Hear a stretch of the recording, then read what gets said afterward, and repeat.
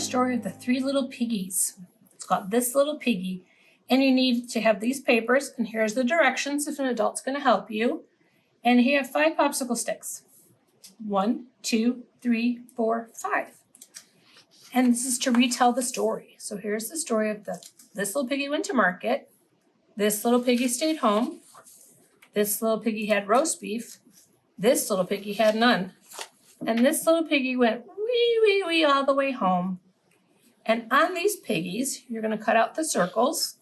You can, of course, have help. And you're going to either glue or tape these sticks onto them, and you can retell the story. And there's 5 of them, so have lots of fun, or you can make something else up with it. You don't have to say he went to the store. What did he do? In our story before, he went to the moon. So think about it. Have lots of fun with it. Bye, friends.